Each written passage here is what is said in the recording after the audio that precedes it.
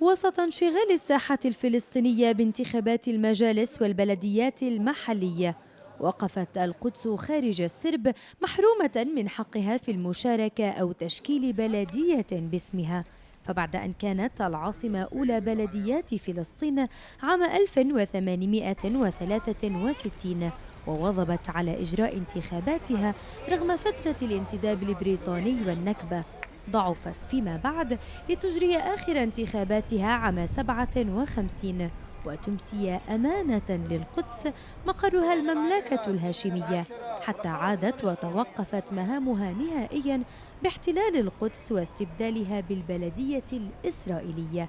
كانوا يقوموا في جميع الأعمال البلدية اللي بيقوموا فيها البلديات عادة من طرق وشوارع وترخيص وأبنية. وبعد احتلال إسرائيل طبعا نشاطاتهم بطلت تتعلق في القدس مباشرة من الأعمال البلدية، لأنه إسرائيل احتلت ومن ناحية تنفيذية ما كان عندهم أي قوة تنفيذية.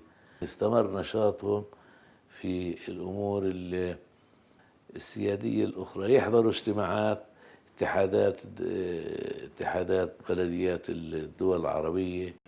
وبين الأطروحات المتشعبة كان إقصاء القدس عن التمثيل سبباً لإيقاف المحكمة الفلسطينية العليا الانتخابات ووصفها بغير القانونية، في وقت بحثت فيه لجان مقدسية مقترح إعادة تشكيل مجلس أمانة القدس كإطار ديمقراطي برؤى حقيقية وبرنامج عمل يخدم المقدسيين وليس كمجرد حل شكلي.